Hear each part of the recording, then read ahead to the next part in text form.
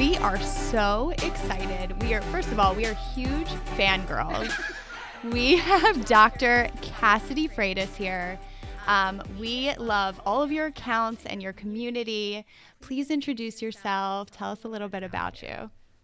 Thank you so much, ladies. A huge fan of your work too, and a huge fan of your podcast. And it is truly an honor to be a guest on your podcast. Thank you so much for reaching out and inviting me to come on. Yes, I'm Dr. Cassidy Freitas. I am a licensed marriage and family therapist, and I'm a mama. I've got 3 kids. My oldest is 9.5. She's a for sure pre-tween, or maybe she's already a tween. I don't know, but I've got my 1 foot in that stage. And then my son is 6, and my youngest, we had a baby this past year during the pandemic. She's 10 months old. So I've got 1 foot in postpartum land and 1 foot in pre-tween land, and feeling that stretch with my feet in both lands for sure. I was just gonna say, how are you functioning? It's wild. It's really wild, but we have a lot of support. So I'm, as I mentioned, a therapist. I also host the podcast Holding Space. I specialize in peripartum wellness. So everything from fertility to pregnancy, postpartum, and beyond, because I think we're always postpartum. After you've had a baby, you're postpartum. You're post that period of time, that moment, and now you're parenting. And so I really love working with new parents. I'm so passionate about it. I think that it's such a unique period of time where, it can feel like everything falls apart, maybe for some of us, and all your pieces are on the floor. And it's just an opportunity to kind of begin to rebuild things. And there's so much vulnerability in that period, but so much room, I think, to grow and to heal and to reconnect with ourselves and with others. And so I love that season of life, as grueling and as hard as it can be it was for me, and as I know it can be for so many. Well, and I also have to say, because I know we have a lot of clinicians that listen to this podcast, is that they have to join the Holding Space for Therapists community, because you put up so much helpful content about growing a private practice and what's your why and all of that amazing stuff. So if you are a clinician, you have to join Dr. Cassidy's Holding Space for Therapists. And you just had doors open for your e-course too, right? Yes.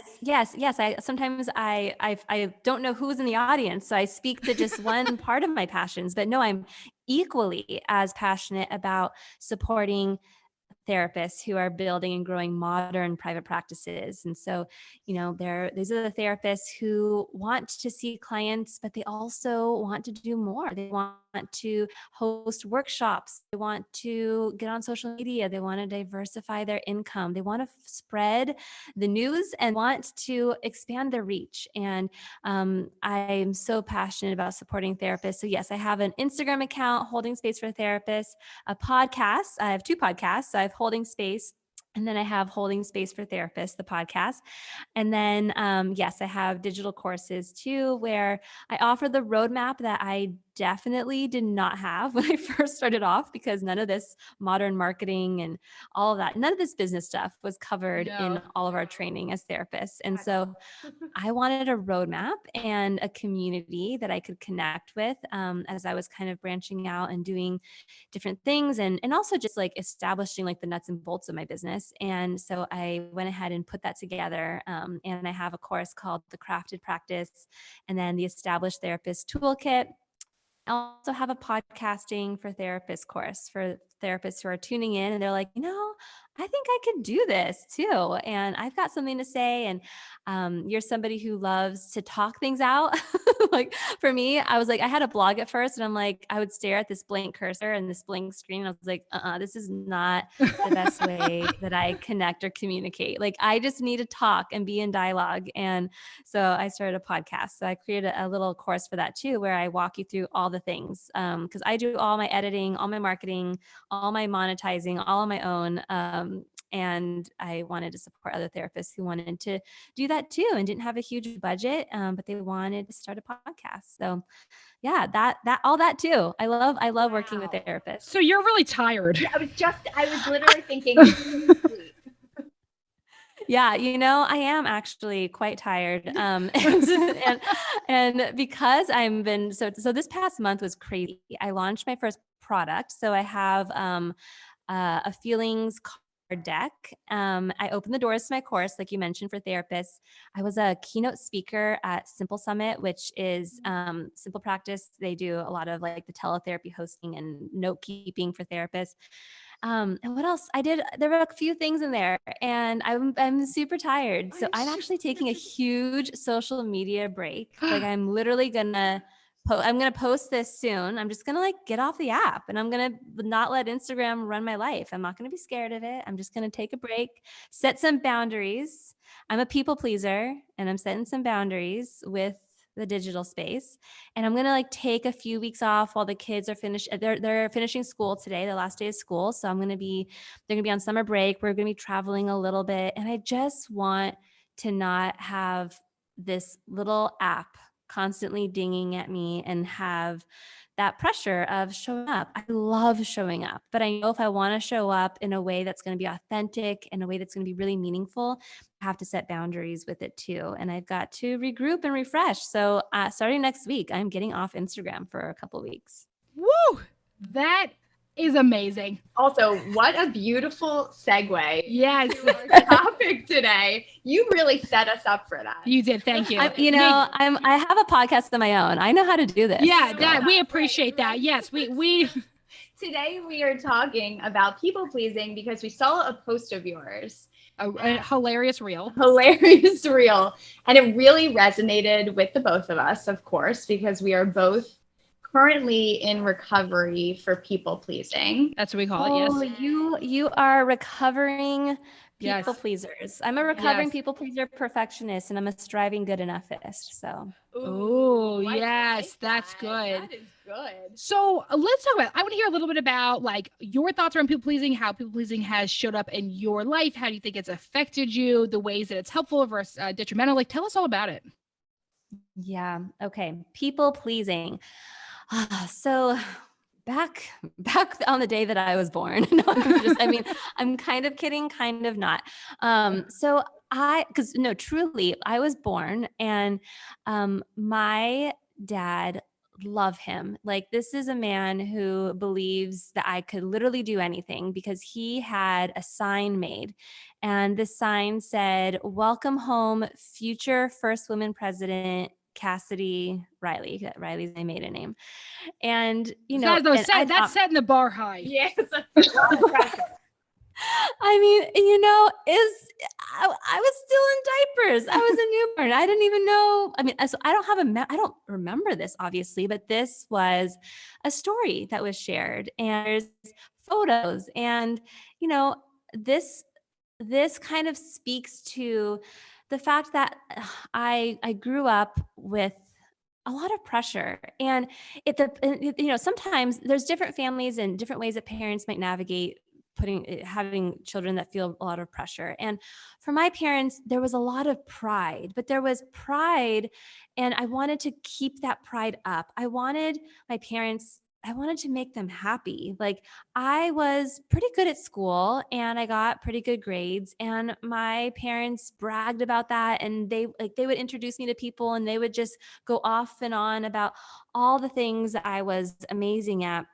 And I internalized this sense of, in order for like me to keep you feeling happy and proud and have something to share with all these people, because you seem so happy when you're talking about this, I've got to live up to this. I've got to keep it going. And, I think that kind of started my trajectory of really looking outward to see what others needed from me to make them feel feelings like pride, joy, happiness. And I think that if, and not only was it from just the context of, my beautiful, lovely parents who were just so proud, but also as a woman, I think that, the gender discourses are like in the air that we breathe. It's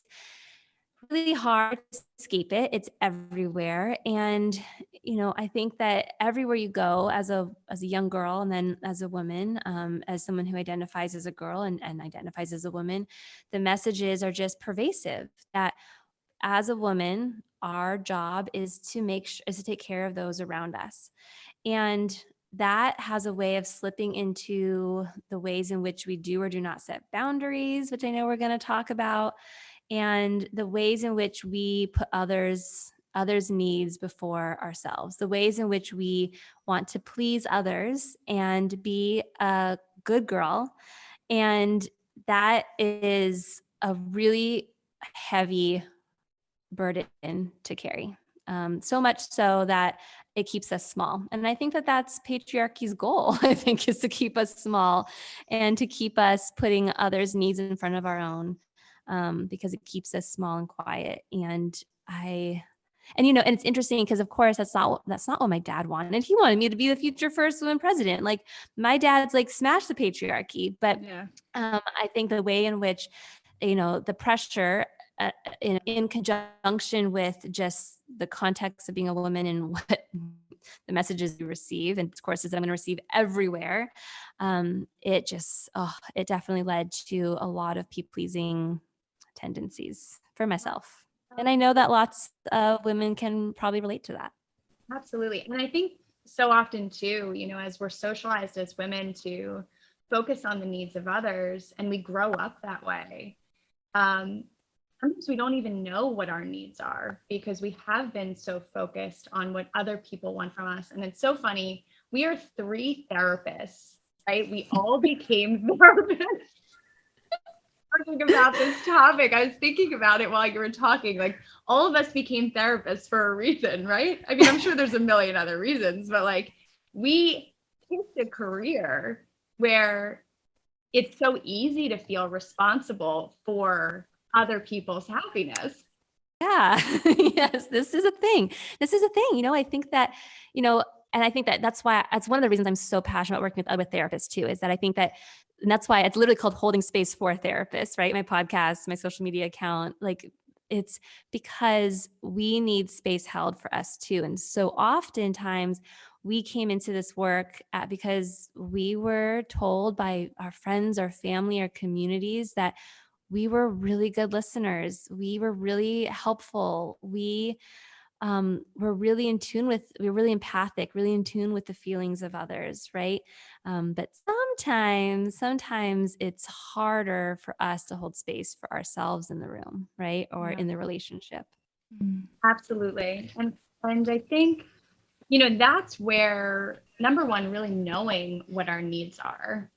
And then in understanding what those needs are, also being able to communicate them to others and set boundaries for ourselves is another, mountain to climb when you're someone who has been being praised, our whole lives about, okay, you're so great because you're helpful to someone else, or like, you're so great because you're good at listening and you're helping. And so that's a big thing we want to jump into, is how do we first know what our needs are when we've spent so much time thinking about the needs of others? And then number 2, how do we communicate those needs and set boundaries around them when we have always been praised for taking care of other people? So, Dr. Cassidy, I'm wondering, I think for a lot of us, people pleasing is beneficial for a lot of ways, right? It often gets you invited to the sleepovers, and it gets you, right? Like, you ended up, teachers like you, right? Like, there's certain things that it makes your life easier. But I think all of us start to have these pivotal moments where it's like, whoa, this is detrimental. Like this, the panic attack. Yes, right? Like, this is not working. Something has to shift. And I'm wondering about that process for you, and at what point in your life you started to realize, like, oh, wait, this isn't so great. Oh, so you mentioned panic attacks. That's a nice segue into what I'm about to share. Yeah.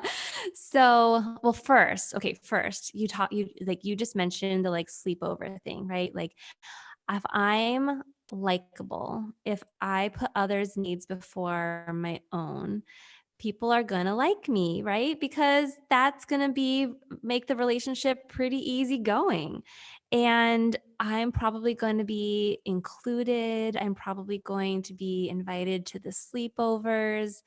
And like just it's so as you were talking about that, how our brain will just quickly make connections. I like very quickly started thinking about my daughter, and just how she already has some of those. She has some of those tendencies. And so I'm just putting a little bookmark in that for myself to just kind of come back to her and start talking about these things even more, because I see that in her. And I think that for me, when I was little, I struggled with friendships. There were like I was bullied a little bit in elementary school. I shouldn't minimize that. There was bullying that happened in elementary school, and I really wanted to be accepted and to be included. I went to a school where most students at that school, their first language was Spanish, and I was not. I'm half Mexican, but I'm not Spanish speaking. And, I'm somebody who walks the world as a white woman. And so in many cases in my life, I've held a lot of privilege for that reason. But as a young child, I felt like I didn't belong. And belonging is just such an important thing. And so I found a way to belong was to just put others' needs before my own. And this is on top of, also wanting to be really perfect at school, and to give my parents things to be proud of.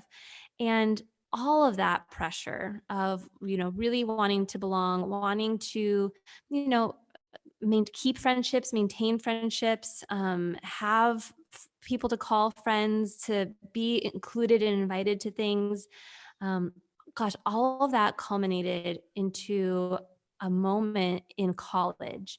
I think I was pre-med at the time because I thought I was going to become a doctor, at the time, until I realized I was, you did become a doctor. I did. Okay. Yes, you're right. I did become a doctor. I wanted to become a medical doctor. I was Don't discredit your doctorism. You go, girl. Doctorism. Yes. Yes. I was pre-med at the time. I was taking like organic chemistry, and I was like, oh no, I don't think this is actually the right path. But I think I was getting like a B in the class. And this is going to sound ridiculous to some, but like for me, the level of pressure that I had put on myself to have perfect grades, which is straight A's, nothing less, on top of, just the pressure of being college aged and like all of the belonging and the sororities and the like being included and just all of that stuff, it culminated where actually when I got a grade back and it was less than an A, I had panic like symptoms, to the point where my roommate had to take me to the hospital. And I went to the doctor. They prescribed Xanax. Like it got to the point where I was needing Xanax just to sleep. I don't think I've ever shared. I've never shared this story before. But it got to the point where I needed Xanax just to like get through the day, because there was so much anxiety. And I knew it got to a point where and it's funny because I was also like, in psychology classes and then, wanting to become a therapist. So I'm learning all of this stuff about the brain and about mental health, and also taking courses that brought in, luckily, like social context and feminism, and like, there's something going on here. I think that I need to get some support around this. And so I did. And that even brought me even more to the place of knowing that this was the field I wanted to get into, because I saw how helpful it was firsthand. And, I think that the people pleasing part I started to see that like I was so much more than my accolades, and that imperfection. I started to really embrace more good enough, being a good enoughness instead of perfectionist. But the boundaries, that was still really tricky into later adulthood. I think especially becoming a mom. I was 26 when we had our first, and boundaries and people pleasing really showed up as a parent.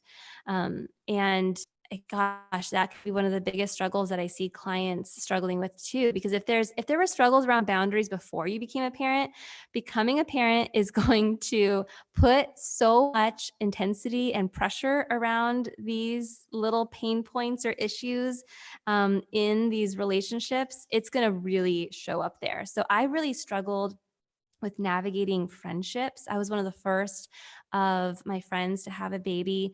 It was really hard to navigate friendships in the beginning because I think a lot of my friends were really used to me showing up for them in a way and in a capacity that I was no longer able to do.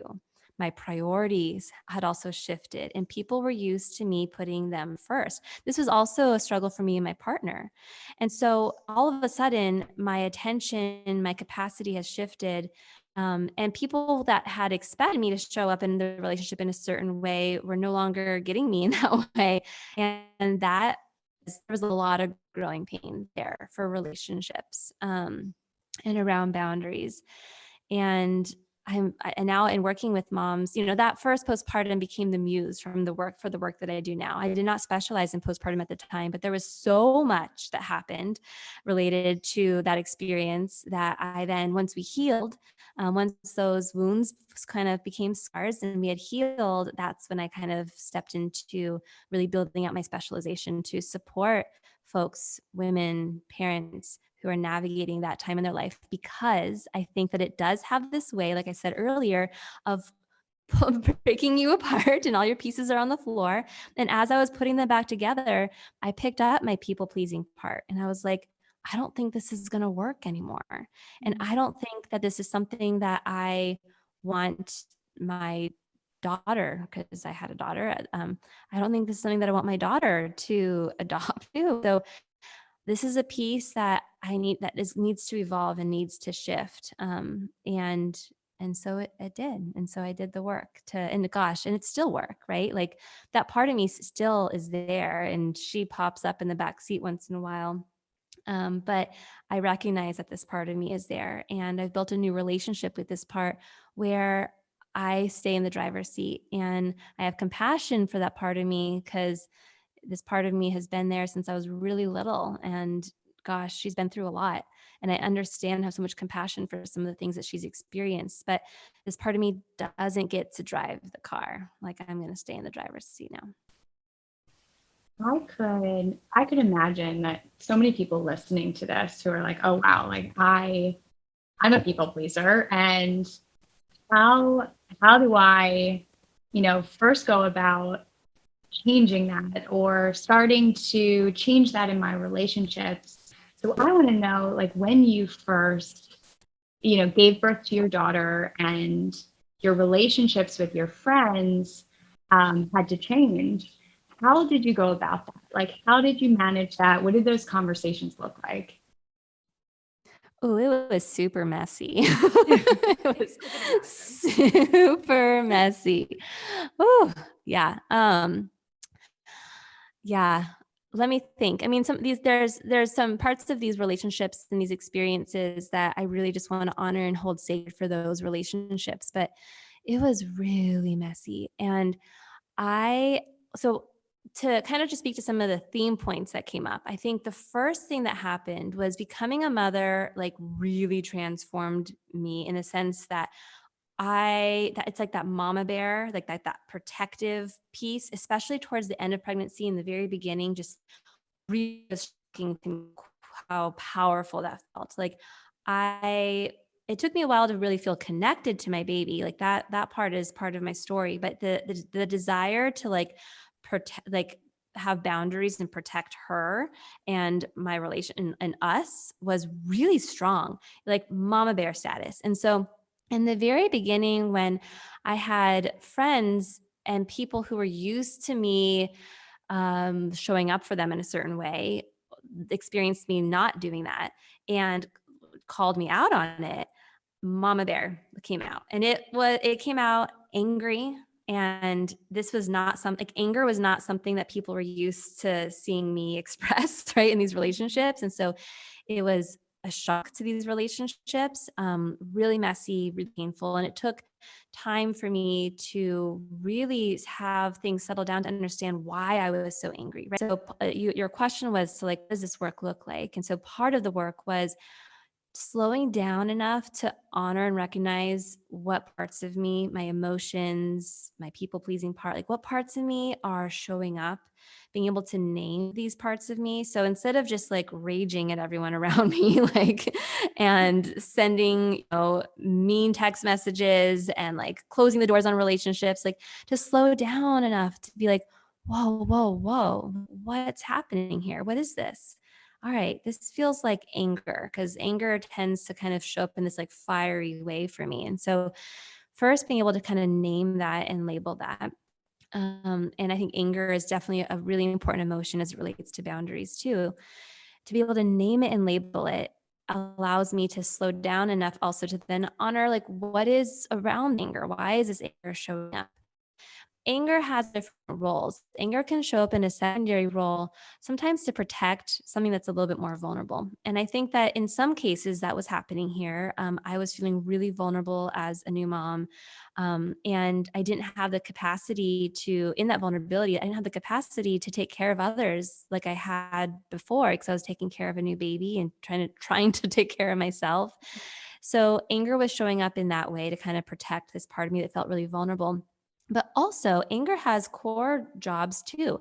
Anger can offer us data that there's a boundary here that might need to be set. Anger is an emotion that can help us put boundaries in place. It can give us the energy and the to take action, to protect ourselves if maybe we're feeling violated in some way, or there's a threat, but also to set really important boundaries. And one of my favorite definitions of boundaries is from someone that writer, and that I also follow on Instagram, Prentice Hemphill. And Prentice says about boundaries that boundaries are the distance at which I can love you and me simultaneously. Mm. And that was something that I hadn't been doing, right? Like, but it's the distance. And so sometimes that distance, sometimes that boundary between you and me needs to actually grow a little bit more. I need some boundaries with you or with this thing or with this person or with my job, whatever the case may be, because it is, as the way that it's set up right now, I cannot love me while also giving to you simultaneously. And in order for me to show up for anybody, I need to love me first. I need to pour into myself first. And that goes for partner relationship, my job, my clients. And so for me, a lot of the unraveling was in being able to acknowledge there's a lot of feelings coming up right now.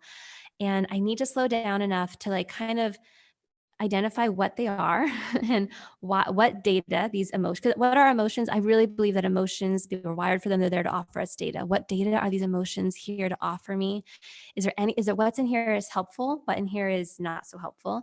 And do the work of being able to regulate my emotions so that they're coming along for the ride, but I'm still in the driver's seat. And I can take the data that my emotions are offering me, like anger, saying, hey, I think a boundary needs to be set here, and then take steps to set those boundaries. And the way in which I'm going to know if the boundary is right is if for me, it feels like there's enough distance there that I can love me and whatever this person is or this thing is that I'm setting the boundary with. If I can love both of us simultaneously, there might need to be some more distance there, because I need to love myself in order for me to pour in to somebody else. First of all, what a great definition. I love that. I love you talking about that.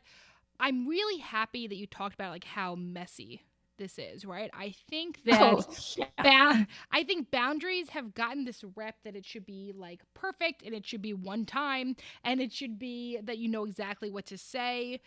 And for most of us, it is very messy in the communication because there is a lot of context around going what sets up boundaries. You're thinking about yourself, someone else's emotions. And I think it's important for us to talk about that. Like you can have boundaries, it can be messy, and it could still be good, right? Like I think that there's sometimes this feeling that like if I set a boundary and someone else gets upset, that means I was wrong. But that doesn't mean that you were wrong. It means that they got upset. People are allowed to get upset. But as a people pleaser, you hate the idea of someone being upset with you. Oh my gosh. 100%. It like challenges your identity, right? Like your identity of, oh, I'm a people pleaser, I give to others when you're setting this boundary. But as we know, like we're all, you know, LMFTs, that when you change the dynamic in a relationship, the whole dynamic changes, right? Like when you change something in the relationship, the whole dynamic has to change. And so of course, the person who maybe you weren't setting boundaries with in the past, and you now need to change that and set your boundaries differently, there might be a reaction to it, right? And so if they're so used to you giving and giving and giving, and all of a sudden you're like, listen, you know, because of this big change in my life, I can no longer give to you like I once was able to give to you. That there might be some reaction there, but to be able to communicate through that, to be able to continue to build on the relationship, and really just grow together, whether it's in your friendships and your relationships, and, you know, in your familial relationships, I think is so, so important. And I also really love what you said about the quote, and I'm going to botch it if I even try to, repeat it, but that it's loving myself and loving you at the same time. But because I think a lot of people think about boundaries as, oh, I'm putting up a wall, right? Like I'm selfish, right? I'm selfish, or like I'm completely separating myself. So I just wanted to mention, like, I really love that because it defines the fact that like boundaries are healthy in a way where you're able to love yourself and love the other person. It doesn't mean you're shutting them. And sometimes a brick wall is called for, right? Like there are different there are some relationships where it's like, it's really interesting. I had this sort of like visual come up for me in my own work. I was doing EMDR, having it done on me, to process my traumatic birth years ago. And when I was doing this work, this like visual came to me, and of boundaries, because hey, as I'm doing this work, of course, my people pleasing stuff is going to come up and boundaries is going to come up. And I had this visual of, for a certain relationship, that at that time, what was called for was a brick wall. And eventually some relationships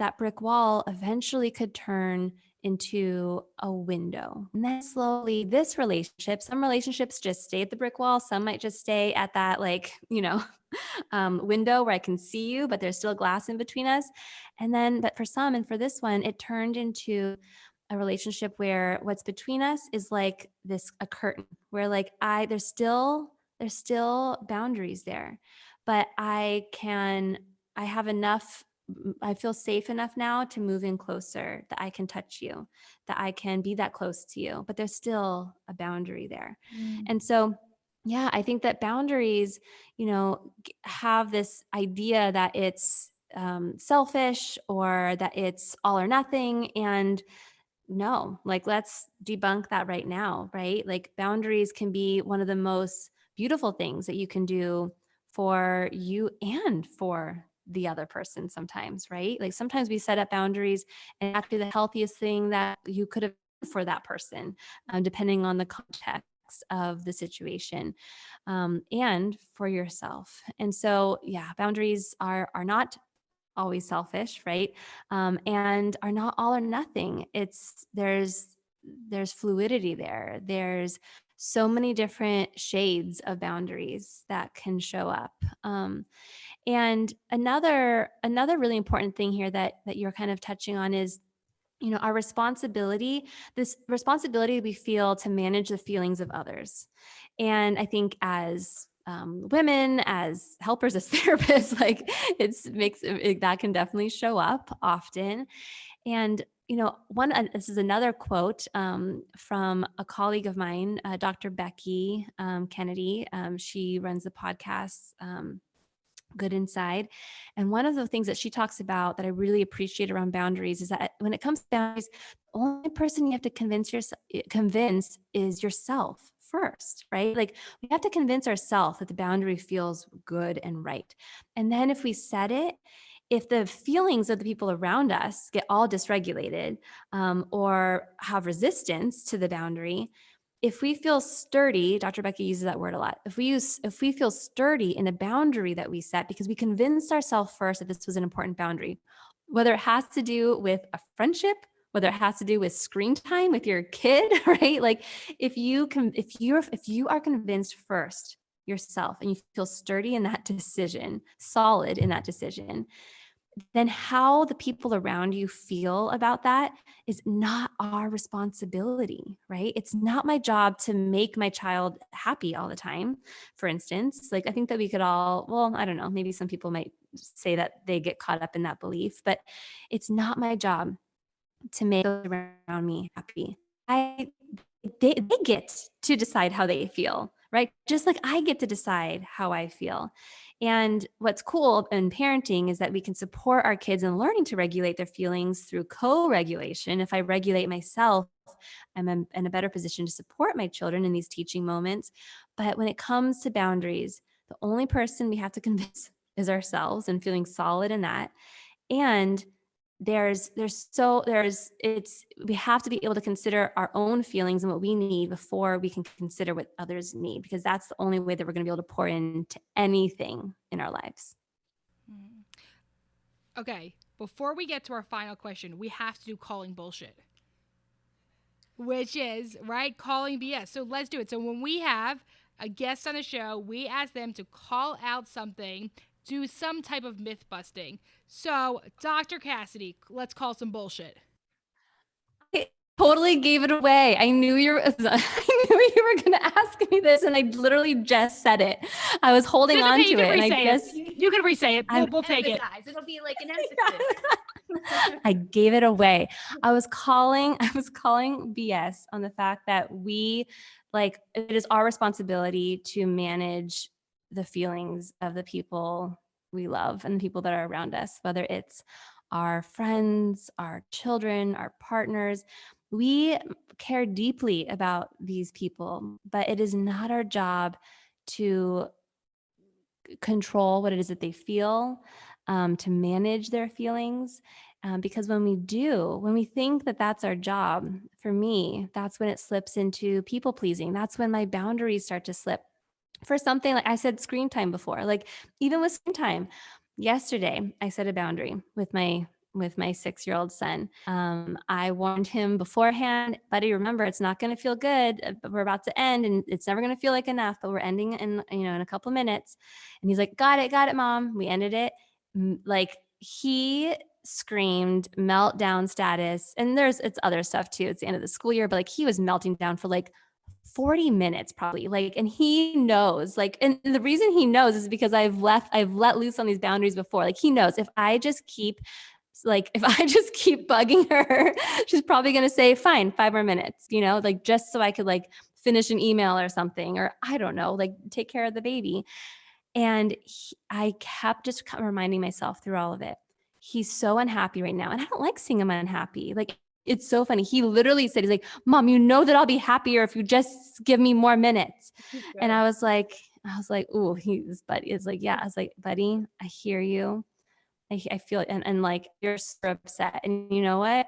When I have to get off my phone, like sometimes I'm really upset too, but like I just kept remind myself in that moment, it is not my job to manage to make him happy in this moment. Like he gets to just feel his feelings right now. And if I just give him the screen, if I like try to distract him from his feelings, like that's not honoring the fact that like he just has really big feelings about this, and like he gets to, and it's not my job to, my job as a parent is to support him in learning how to regulate through co-regulation by regulating myself first. And so I regulated myself first. I breathed. I reminded myself it's like he's super upset and I don't need to just give this to him and break this boundary just to make him happy in this moment, even though it probably would have felt easy in that moment, but it would have made things harder later on down the line. And held the boundary. And that was an important boundary for me because I convinced myself first that it was important. So I'm calling BS on the fact that it is our job as women, as mothers, as humans to, control how other people feel and to make other people happy. Amazing. I love that so much. And what a gift you're giving to your son, for him to be able to learn to regulate those emotions, and a gift to his possible future partner. Yes. Yeah, totally. Yes.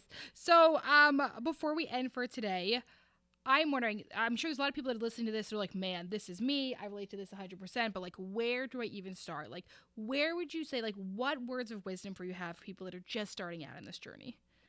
Well, my friend Nedra just wrote an amazing book and she sent it to me. I just finished it and it is like game changing. So I don't have it right in front of me, but it's Set Boundaries, Find Peace. It's something around boundaries and peace. I'll be sure to send you a link to that. Yes, good. We'll link it on social media.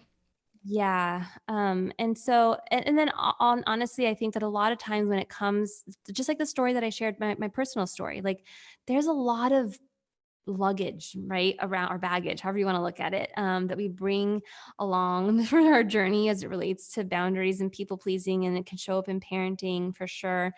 And for me, I really had to take the step to get support, to understand the history of that, to understand the context, because as soon as I did, it was so much easier for me to have compassion for that part of me when it does show up. I think that now that I know that this part of me has been there since I was really little, when this part shows up, I'm able to honor that all that is coming forward. All of that is there. And doing that work in the context of therapy was really powerful for me. I also have a podcast episode all about boundaries with my friend Vienna Ferrone. She's on social media as @MindfulMFT. She's got a huge community over there, so folks probably already know of her work. And I really love her perspective on boundaries too. So we have a great episode on my Holding Space podcast all about boundaries too, and I'll send you the link to that as well. Wonderful. So where can people find you and all of your offerings and resources? Yeah, so I'm hanging out on Instagram as @Dr. Cassidy, and Holding Space for Therapists. And I have my podcast, Holding Space and Holding Space for Therapists. Amazing. Thank you for being here today. Thank you so much. It was such a blast to hang out with you this afternoon. If you found this episode today helpful for yourself or for someone else, make sure to send it out. You can always rate, review, and subscribe. And we'll see you next time on ShrinkChicks.